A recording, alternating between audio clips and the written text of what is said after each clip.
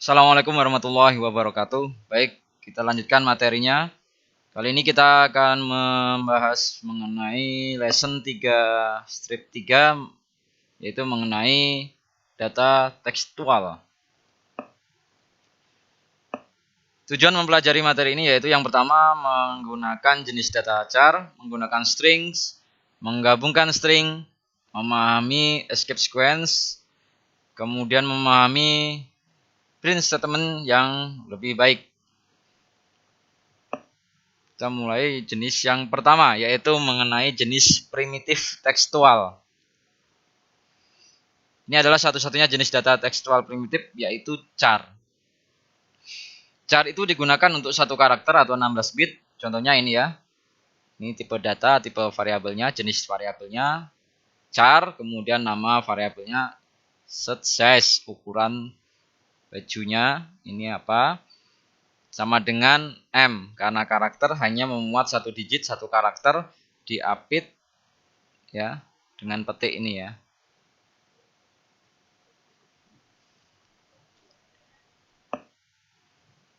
Kemudian bagaimana kalau kita mau menggabungkan beberapa karakter ya? Sebenarnya kalian dapat menggabungkan beberapa karakter secara bersama-sama itu dalam string untuk membuat kalimat ya. Sebelumnya ini ada contoh yang tidak efisien untuk melakukannya. Jadi satu baris kode diperlukan untuk setiap huruf dalam sebuah kalimatnya. Misalnya ini ya. Ini adalah contoh yang tidak efisien. Ya. Char letter 1, char letter 2. Ya memang bisa. Ya. Masing-masing char ini nanti digabungkan dengan perintah ini. Ditambah-tambah-tambah seperti ini ya. Sistem out println ini adalah untuk mencetak di layar. Letter 1, letter 2 ditambah letter 3. Ini nanti hasilnya memang ada kata atau teks hello. Tapi ini adalah cara yang tidak efisien. Bagaimana kalau karakternya atau string yang mau dibentuk itu berupa kalimat ya. Apakah mau letter sampai 100 kan gitu ya. Hurufnya sampai 100 bahkan 1000 ya. Untuk itu ada cara yang lebih baik atau lebih efisien, yaitu dengan menggunakan string ya. Jadi ini hanya diperlukan satu baris untuk seluruh kalimat ya. Caranya string, nama variabelnya apa? Greeting, ucapan gitu ya misalnya. Sama dengan hello world, langsung aja. Saya bisa langsung menuliskan apapun di sini kalimat ya. Di apitnya tanda petik ganda ini. Kita cetak ya, sistem out println greeting. Nanti akan tercetak di layar tulisan hello world. Karakter versus string. Char itu ditujukan untuk satu karakter ya, menggunakan tanda petiknya tunggal seperti ini contoh. Hanya untuk memuat digit satu-satu semua S, M, L ya. Dan char itu tidak dapat menangani beberapa karakter. Ini contoh yang salah karena memang tidak bisa, akan error. XL, XSL ya. Ya, sebagaimana contoh juga di sini ada nilai huruf gitu ya. Char nilai huruf A, char nilai huruf B, char nilai huruf C. Tapi tidak bisa untuk char nilai huruf AB, char nilai huruf BC gitu ya. Dan lain sebagainya. Masih kaitannya dengan karakter versus string. String dapat menangani beberapa karakter ya. Karena tadi char itu hanya menangani satu karakter. Sedangkan string ini dapat menangani beberapa karakter. Kita gunakan tanda kutip ganda. Kalau char tadi tanda kutipnya 1. Kita lihat dulu kelas balik mengenai tipe-tipe data yang mungkin sudah kalian pelajari di algoritma dan pemrograman atau mungkin pernah disinggung di struktur data. Ini adalah tipe-tipe jenis data primitif ya. Artinya primitif itu ya sudah ada zaman dulu, sudah ada sejak awal dikenalnya programming itu. Mulai dari boolean, ada byte, ada short, ada integer, ada long, float, double, dan char. Boolean itu digunakan untuk data yang true false. Byte, short, in, long ini untuk data angka atau bilangan yang bulat ya. Perbedaannya berapa digit yang bisa disimpan, berapa bits yang bisa disimpan di sini. Paling sedikit byte, kemudian paling banyak itu long in 64 bit ya. Jadi paling banyak ini menyimpan di data angka bulat integer ya. Selain itu ada long integer ini ya. Sedangkan float dan double ini adalah untuk menyimpan jenis data yang angka yang desimal atau yang ada pecahannya, ada koma-komanya. Ya. Kemudian yang ini char, ini menyimpan single karakter atau karakter tunggal. Kalau diperhatikan, di manakah string? Ya. Ternyata string itu tidak termasuk tipe data primitif. Ya. Coba mari kita selidiki ya. Dapatkah kita menemukan perbedaan lain antara char dan string? Ya, dari sini ya char biasa ini variabel, kemudian L jadi string, set ini variabelnya, kemudian seperti ini. Ya, kalau kita lihat sekilas perbedaannya, yang pertama ini ya, ketika untuk tipe data jenis char atau boolean atau integer atau long dan seterusnya tadi yang primitif itu selalu berwarna biru ya, karena char dan sebagainya itu adalah keyword ya, keyword. Jadi keyword untuk jenis data primitif ini ya, berubah jadi biru itu ya. Dan keyword itu biasanya berubah biru di dalam NetBeans ya, di dalam editor Java NetBeans. Kita lihat yang string itu selalu diawali dengan huruf besar ya, S-nya, sedangkan char, boolean, integer, long dan sebagainya itu selalu hurufnya kecil. Karena Java ingat case sensitif ya, jadi itu penting sekali untuk penulisannya. String itu S-nya harus besar. String merupakan objek, dia bukan tipe data primitif. Menurut aturan, penulisan jenis objek itu diawali dengan huruf besar. Masih kita membahas mengenai string yang merupakan itu objek. Jadi string itu objek. Java dilengkapi dengan kelas string yang memberikan detail properti string dan behavior atau perilaku string. Sebagaimana inti dari sebuah kelas ya. Dalam OOP ya, Object Oriented Programming itu ada properti atau atribut dan ada behavior atau metode atau perilaku ya. String itu juga dilengkapi dengan seperti itu ya, pada properti stringnya dan perilaku stringnya. Nanti kita akan bahas lebih lanjut. String adalah objek khusus. String ini ditangani dengan sedikit berbeda dibandingkan sebagian besar objek yang lain. Nanti poin ini akan dibahas lebih lengkap di bagian berikutnya ya. Objek mungkin memiliki primitif sebagai properti, objek mungkin memiliki objek sebagai properti seperti halnya string, dan objek disimpan secara berbeda dari primitif dalam memori. Sekarang kita menuju ke deklarasi dan inisialisasi string ya. Deklarasi dan inisialisasi nilai string atau penetapan nilai string seperti pada primitif lainnya ya. Jadi hampir sama meskipun dia objek, deklarasinya sama dengan tipe data jenis yang lain. Seperti ini contohnya ya. Bisa ketika suatu variabel dideklarasikan dan langsung diinisialisasi. Contohnya integer, ada variabel invar atau angka atau bilangan atau mungkin yang lain gaji ya. Langsung tapi diberi nilai di sini sama dengan value-nya berapa 300. Setelah itu kalau yang string sendiri ini string, kemudian nama variabelnya string apa, nama, alamat mungkin atau mungkin yang lain, string var kalau di sini contohnya, dan langsung diberi nilai atau value yaitu 300 ya. Atau dengan cara beberapa variabel dideklarasikan dulu, x, y, z, jadi int x, y, z. Jadi ini tiga variabel ini tipe datanya, jenis datanya sama, integer ya. Tapi boleh juga Anda in x, in y, in z juga, tapi terlalu banyak itu nanti tidak efisien ya. Tidak satu eksekusi seperti ini. String juga demikian bisa dideklarasikan secara bersamaan untuk variabel yang memang sama tipe datanya yaitu string, x string, y string, z string, koma nama, koma alamat, koma apalagi yang pakai string tipe datanya. Kalau sudah selesai titik koma.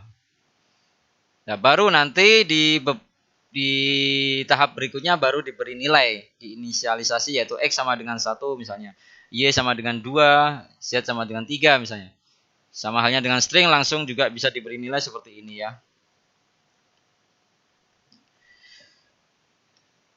String variabel versus string literal. String variabel deklarasi aja ini sebenarnya ya, string kemudian nama variabelnya apa sama dengan diberi nilai. Nah, pemberian nilainya itu namanya string literal atau literalnya ini ada tanda petik kutip ganda seperti ini ya. Jadi string itu dapat dibuat dengan mengkombinasikan beberapa literal string juga bisa. Jadi seperti ini contoh ya. String ada variabel combine literal sama dengan I want to plus ada spasi kemudian by a set ya. Jadi bisa membuat kalimat saya ingin membeli sebuah baju. Ditambahkan seperti ini ya. Ini hanya contoh saja ya. Sebenarnya Anda juga bisa langsung menuliskan kan, saya ingin langsung membeli baju gitu ya. Coba ini ada contoh bahwa literal itu dapat dikombinasikan dengan tanda plus ini ya, sehingga nanti tercetaknya ya jadi satu. Atau dengan cara mengkombinasikannya bukan langsung literalnya, tapi kita menggunakan variabelnya, ini akan lebih efektif ya, akan lebih dinamis ya, karena nanti kalau ada pergantian kita tinggal ganti variabelnya ya. Pergantian isi maksudnya ya. Contohnya ini string var1 this is set has, kemudian string var2 spasi ada too many buttons. Ada variabel lagi string combine variable sama dengan var1 ditambah var2. Apa isi dari var1 itu ditambahkan isi dari variabel var2 yaitu this set has too many button nanti kalau dicetak combine variabelnya ini. Ya, kaitannya dengan combine ini itu masuk ke dalam penggabungan string. Jadi menggabungkan beberapa string itu disebut sebagai concatenation ya istilahnya atau penggabungan ya, concatenation. String itu dapat digabungkan menggunakan operator plus tadi ya, dengan variabelnya seperti ini juga boleh, seperti ini digabung dengan langsung variabelnya juga boleh ya. Jadi ini variabel ya. Variabel 1 ditambah variabel 2 boleh, asalkan tipe datanya string. Atau variabel 1 ditambah langsung isinya apa, literalnya ini boleh juga. Atau dikombinasi antara variabel 1 ditambah langsung literalnya, ditambah lagi ini seperti ini. Ini contoh yang lebih jelas. Di sini ada grade 1, grade 2, dua variabel yang tipe datanya atau jenisnya string. Hello world. Kemudian kita buat variabel lagi string message 1. Di sini ada mencetak isi nilai, menyimpan isi nilai variabel grade 1 hello tadi. Kemudian plus lagi tapi literal di sini ada spasi supaya nanti ada spasi yang tercetak di layar. Kemudian grade 2-nya apa word dan ditambah tanda seru. Atau boleh seperti ini ya. Sebelum tanda seru ada spasi lagi 2020 ya.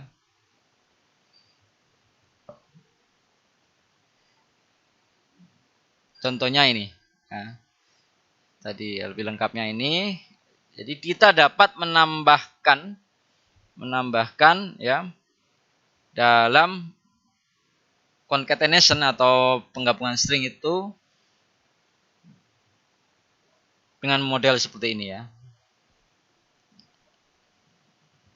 Jadi kalian dapat menggabungkan string dalam pernyataan cetaknya langsung.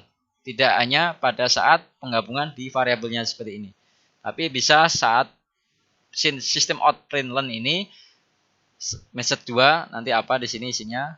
Atau bisa juga di dalamnya kita seperti message 2 isinya message 2 ini dituliskan di sini juga boleh. Kalau saran saya lebih baik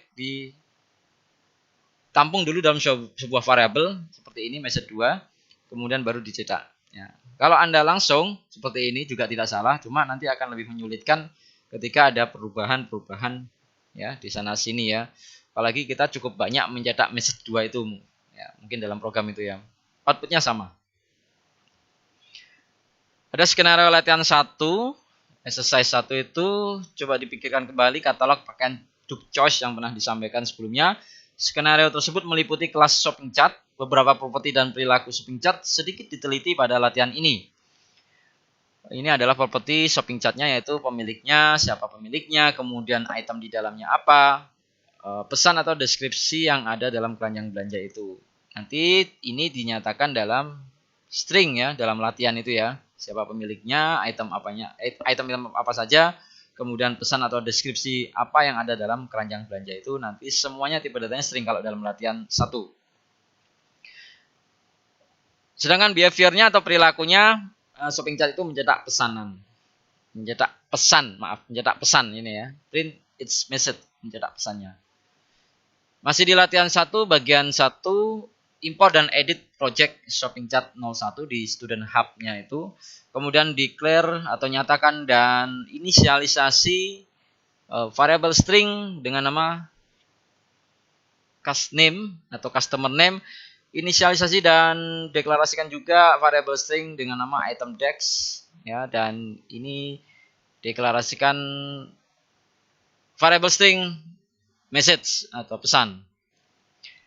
Di latihan 1 bagian 2 kemudian ditetapkan nilai gabungan ke pesan yang meliputi cast name, item dash dan literal string yang nanti menghasilkan kalimat lengkap seperti ini ya. Jadi customernya, kemudian ini adalah literal stringnya, want to apa, dia mau beli want to purchase apa. Nah, ini adalah item dash-nya nanti.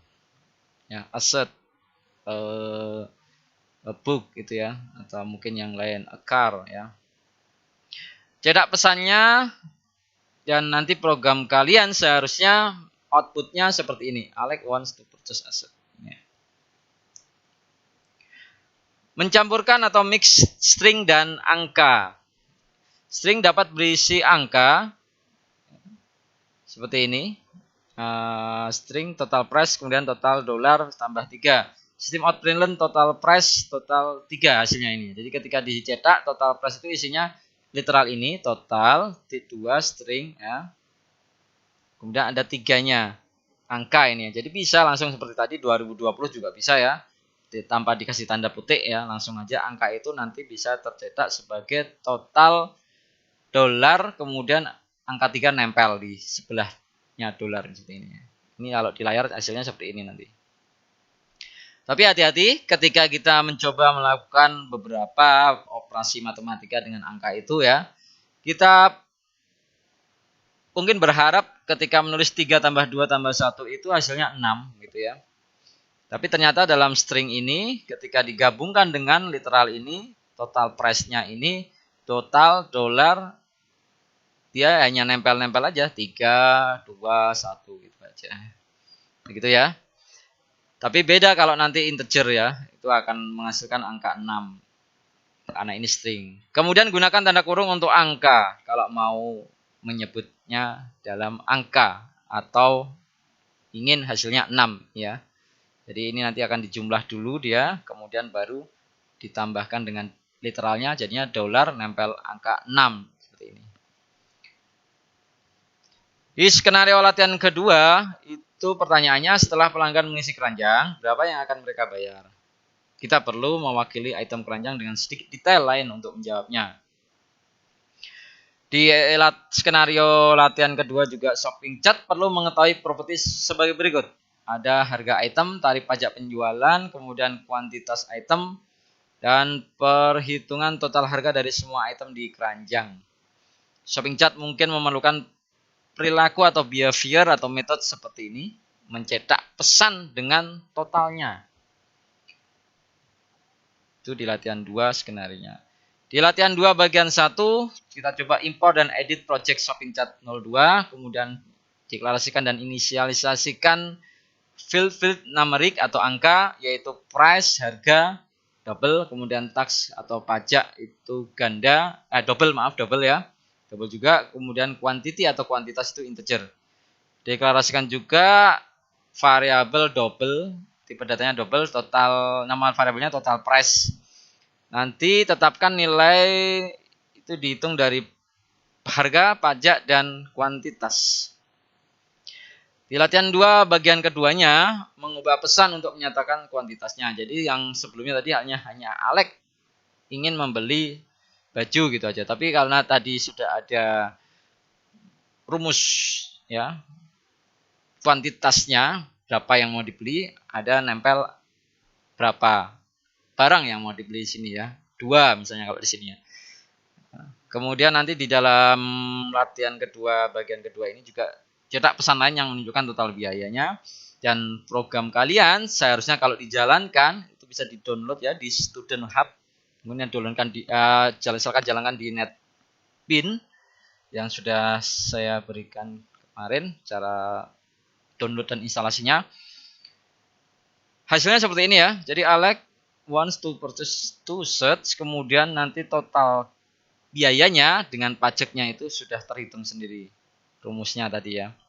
Ya, harganya dikurangi pajaknya. Harganya ditambah pajaknya. Nah, nanti ya, muncul seperti ini.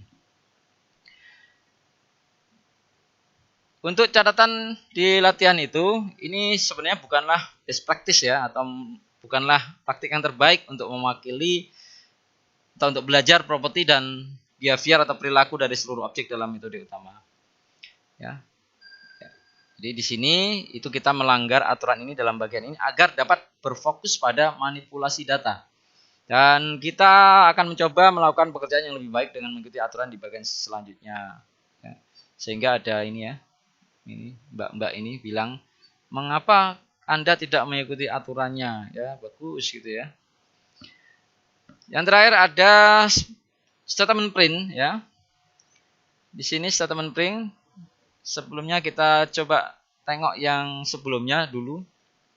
Ingat kita ketika mencetak sebuah karakter cat ini dengan lambang-lambang seperti ini, garis miring ganda itu sebenarnya tidak benar-benar mencetak ya. Hanya garis miring tunggal yang mencetak ya. Oke. Kenapa? Karena ini sebenarnya digunakan untuk mencetak ini backslash ini, sehingga dia harus ada double-nya seperti ini ya. Sedangkan yang slash nggak perlu diberikan itu. Nah, ini namanya escape sequence ya. Jadi sebuah karakter yang didahului oleh garis miring disebut escape sequence dan mempunyai makna khusus bagi pengkompilasinya.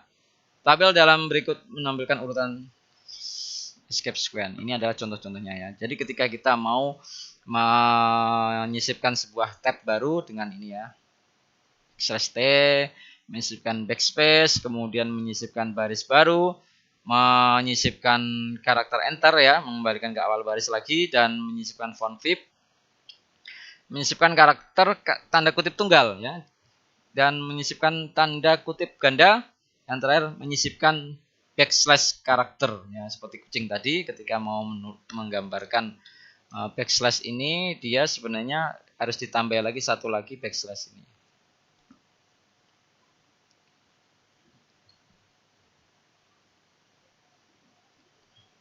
Contohnya, jika kalian ingin masukkan tanda kutip dalam tanda kutip dalam tanda kutip ya. Nah, ini. Ya, jadi ada contoh ya. Ketika kita ingin memasukkan tanda kutip dalam tanda kutip ya. Kalian harus menggunakan escape sequence ini pada tanda kutip interior. Untuk mencetaknya kalimat ini ya, misalnya ada perintah, coba Anda cetak di layar kalimat ini ya, the cat said meow atau meong ini kepada saya, to me. Tapi nanti di layar tulisannya ada tanda kutip gandanya juga ya, seperti ini ya. Ya. Jadi Anda harus menuliskan ini ya, system.out.println, kemudian seperti biasa karena ada tanda kutip yang mau dicetak, ini langsung ada tanda backslash kemudian tanda petik ini, ganda ini. Ya. Jadi ini namanya escape sequence ya. Kemudian untuk pernyataan cetak yang berikutnya, ini menulis teks pada baris baru. Jadi dengan cara seperti ini, mungkin Anda tidak bisa merasa ini kalau kalian menulis dengan baris baru seperti ini, nanti tercetaknya 2 baris ini. Ya, tidak ya sebenarnya. Jadi tetap aja nanti 1 baris outputnya seperti ini ya. Ya. This is the first line, kemudian Anda coba enter di NetBeans-nya ya, di kode editornya itu ya. Plus this is not the second line. Nah, nanti munculnya tetap 1 baris ya. Supaya jadi 2 baris bagaimana? Apakah dipisah-pisah atau bagaimana? Ya, kita bisa bantuan juga dengan escape sequence tadi ya, dengan backslash n ini ya. Ya. This is the first line, kemudian nanti ada backslash karakter n itu apa tadi? enter tadi ya, new line baru, baris baru, new line itu ya. Nanti akan tercetak lagi this is the second line, seperti ini nyatanya. Ya, itu cara-caranya, trik-triknya aja. Yang lain juga ada dua metode penting untuk mencetak ini ya. Bisa menuliskan sistem out println seperti ini ya. Kemudian println method ada println ini. Ini berarti nanti setelah dicetak layarnya nanti dia karakternya akan turun, enternya ke bawah. Kalau untuk yang print saja tanpa len ini nanti print method saja. Ya, jadi tidak ada enter. Nanti kalau ada yang cetak lagi dia nulis ke bawah, nulis ke sampingnya. Jadi println itu berfungsi jika Anda otomatis memasukkan ini ya, tanda N ini ya pada akhir pernyataan. Ya. Kita lihat ini ya, dua perintah ini, println dan print itu sama hasilnya kalau pada print yang ini dikasih tanda ini. Artinya setelah mencetak tulisan printing ini, tanda enternya turun ke bawah atau dia akan memulai baris baru lagi untuk proses pencetakan berikutnya ya. Kalau yang ini tidak perlu ditambahi \n yang len ini ya, karena dia otomatis langsung begitu nyetak langsung dia akan turun ke bawahnya, baris bawahnya. Jadi ini adalah println versus print. Println otomatis membuat baris baru ya, tadi sudah seperti ini. Langsung ini begitu ini langsung cetak lagi ini, nanti dia tidak di sampingnya ya karena ada println, tulisan this is the second line ada di bawahnya. Sedangkan print itu tidak otomatis membuat baris ya. Jadi kalau Anda nulis dengan seperti yang atas ini, cuma tidak menggunakan println atau print saja, nanti outputnya jadi tetap satu baris. Shortcut di NetBeans, terutama kaitannya dengan sistem out println. Nah, pertanyaan mesti selalu mengapa ketika kita mau mencetak sesuatu dengan menggunakan perintah di Java harus sepanjang ini ya. Untuk itu ada shortcut yang bisa kita gunakan supaya kita tidak perlu menulis sepanjang ini ya. Jadi ini ada dua metode print tadi ya, sistem out println dan sistem out print. Seberapa sering menggunakannya? Println sering, print itu kadang-kadang tidak digunakan juga ya. Karena sistem out println itu sering digunakan dan memerlukan banyak pengetikan pada saat penyiapannya, NetBeans memberikan semacam shortcutnya ya. Kalau mau menulis sistem out.println, ketik aja shout gitu aja ya. SOUT, lalu tekan tab, nanti akan muncul tulisan ini, tinggal diisi dalamnya. Itu untuk memudahkan saja ya. Mencetak banyak teks untuk option pertama, tergantung pada apa yang ingin Anda cetak. Anda mungkin merasa berguna jika memecah satu pernyataan cetak ke dalam banyak baris di NetBeans seperti ini. Ya, memecah seperti ini. Ya, dengan tanda ini juga. Atau gunakan banyak pernyataan cetak seperti ini. Ya, bebas ya. Yang penting intinya tujuannya tercapai, gitu ya. Oh ini harus ganti baris. Oh ini tidak. Oh ini lanjutannya ya itu. Boleh seperti ini atau boleh dengan model ini ya. Ada bantuan dengan \n, escape sequence tadi ini. Karakter escape-nya.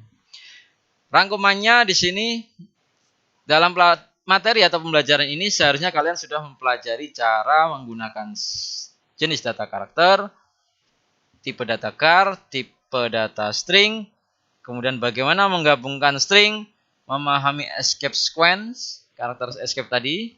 Dan yang terakhir, kalian seharusnya sudah mempelajari atau belajar mengenai bagaimana memahami print statement lebih baik lagi. Baik, cuma itu yang bisa saya sampaikan. Terima kasih. Saya Airi, wallahul muwaffiq ila aqwamit thoriq. Assalamualaikum warahmatullahi wabarakatuh.